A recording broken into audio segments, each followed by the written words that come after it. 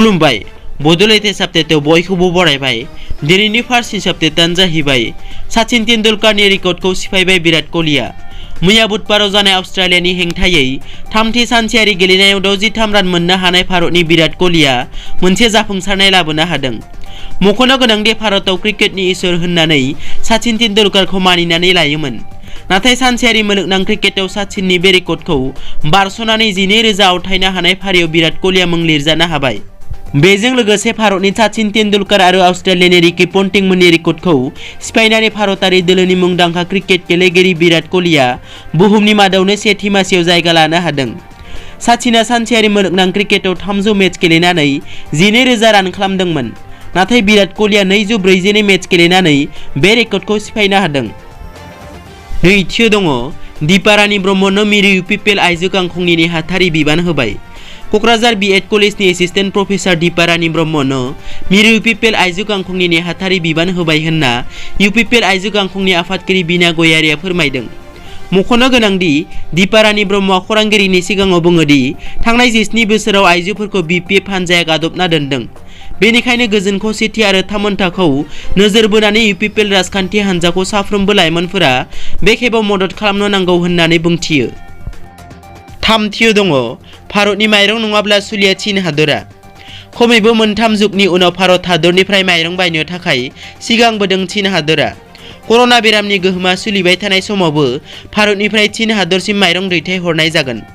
माहारियारि खौरां बिजोङाव फोरमायथिनाय बादिब्ला भारतनिफ्राय खम बेसेनाव चीन हादरा माइरंफोरखौ बायनानै लांगोन। मख'नो गोनांदि गोलाव सम भारत हादरनिफ्राय चीन हादरा माइरं लाङाखैमोन।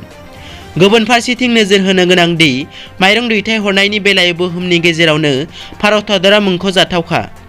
बेबादिनो बयनिख्रुइबो बांसिन माइरं दैथायनो हाग्रा हादरनि फारिलाइयाव चीन हादरा सेथि जायगायाव दं।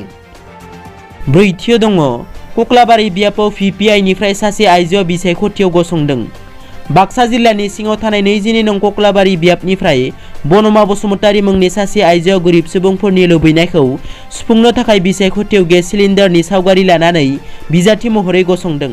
गावनो सासे गोरिब नखरनि आइजो जानानै दुलाराय आइजो माहारिनिफ्राय सासे आइजो महरै गसंदों। लोगोसे गावनो सासे गोरिब नखरनि आइजो जाना दुलाराय बर' माहारिजों लोगोसे गोरिब नखरनि दुलाराय हारिनि थाखाय गोरिब नखरखौ फोजोबनो थाखाय भिपिआइ हान्जानिफ्राय 22 नं कक्लाबारि बियाबनि सिङाव थानाय सिमला गामिनि बनमा बसुमतारी मुंनि सासे आइजोआ बिजाथि गसंदों।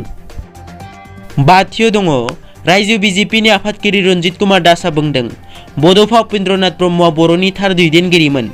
क'क्राझार जिल्लानि दतमा बरागारि गामियाव थानाय बड'फा उपेन्द्रनाथ ब्रह्मनि आंगो देरायाव आसाम रायजो बिजेपिनि आफादगिरि रन्जित कुमार दासआ दावबायनानै बड'फानि सावगारियाव बिबारजों मान बावो आरो बड'फानि आंगो बिबाजै बिमला ब्रह्म आरो नखरनि सोद्रोमाफोरजों गुवारै सावरायज्लायो। खौरांगिरिनि सिगाङाव आसाम रायजो बिजेपिनि आफादगिरि रन्जित कुमार दासआ बुङोदि 1986 मायथाइनिफ्राय 1990 मायथाइसिम आलादा रायजो बड'लेण्ड सोमावसारनायाव थार दैदेनगिरि महरै बर' हारिखौ दैदेनबोदों।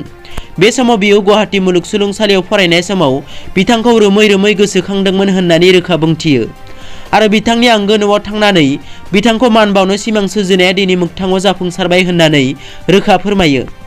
दिनैनि रादाबा एसेनोसै। नोंथांमोना जुदि आंनि चेनेलखौ दासिमबो साबस्क्राइब खालामाखै अन्नानै साबस्क्राइब खालाम। गोजोन्थों।